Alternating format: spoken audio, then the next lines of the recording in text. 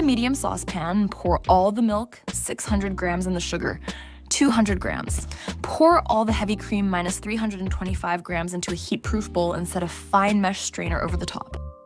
Bring the saucepan over medium-high heat and warm, stirring with a rubber spatula to dissolve the sugar.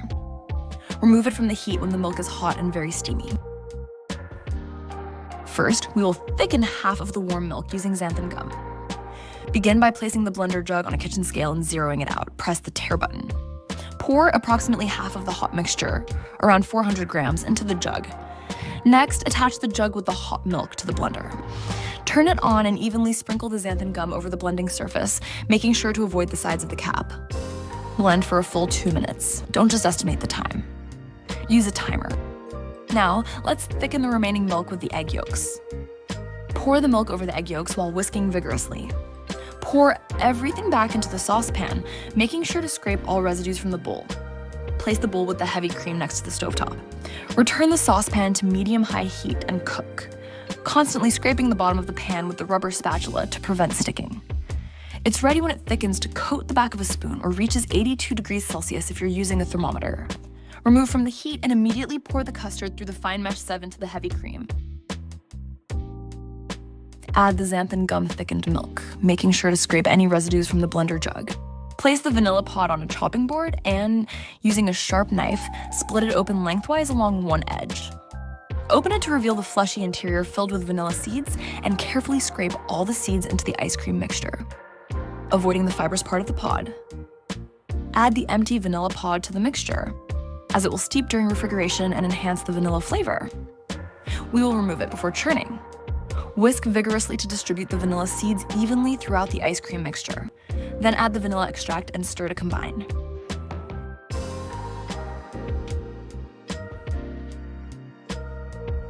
The next step is to refrigerate the ice cream mixture overnight.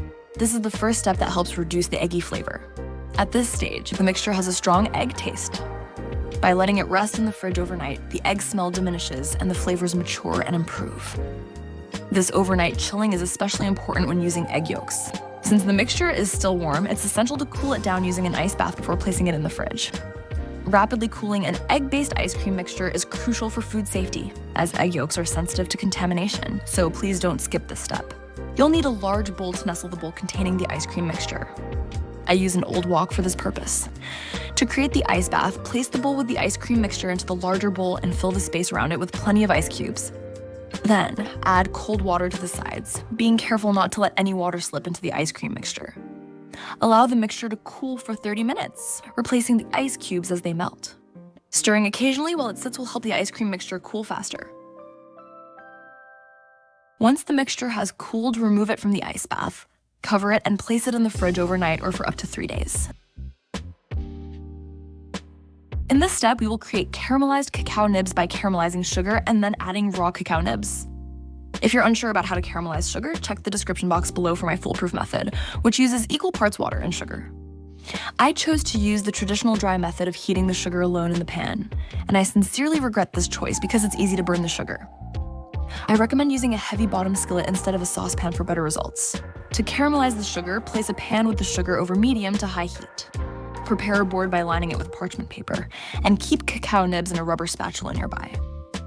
When the caramel reaches a deep brown color, immediately add the cacao nibs and quickly stir to coat them with the caramel. The high temperature of the caramel will partially roast the raw cacao nibs, enhancing their flavor.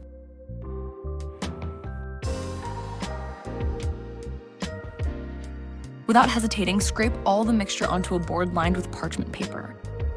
Cover it with another piece of parchment paper and lightly press down with a rolling pin to flatten it, being careful not to tear the paper. Use the rolling pin to spread it out as thinly as possible. Remove the top piece of parchment paper and place it on a wire rack to speed up cooling. Let it cool completely before breaking it into pieces. Once it has cooled and is no longer warm to the touch, transfer it to a sturdy chopping board. With a large, sharp knife in hand, carefully slice it into small, bite-sized pieces, approximately the size of a pistachio. You can use it right away or store it in an airtight container for up to 1 month.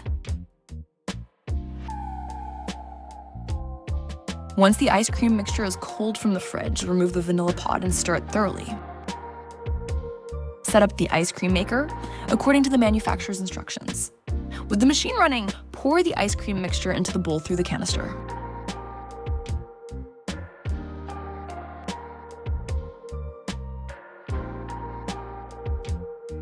Once the ice cream has a fluffy and wavy texture, start adding the caramelized cacao nibs a few tablespoons at a time.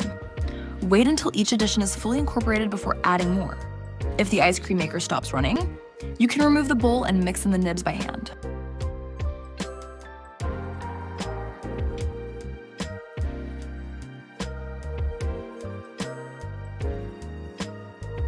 Once the ice cream mixture has finished churning, it needs to be placed in the freezer to set.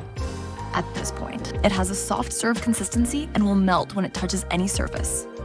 Freezing it will give it the perfect scoopable texture.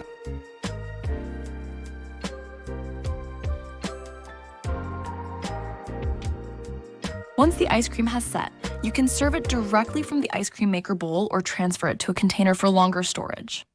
The caramelized cocoa nibs are crunchiest in the first few hours while the caramel is still firm. After that, the caramel begins to soften within the ice cream, leaving you with the crunchiness of the bitter cocoa nibs, complemented by the sweetness of the caramel. To store the ice cream, cover it well to protect it from the odors in the freezer, and keep it there for up to 1 month.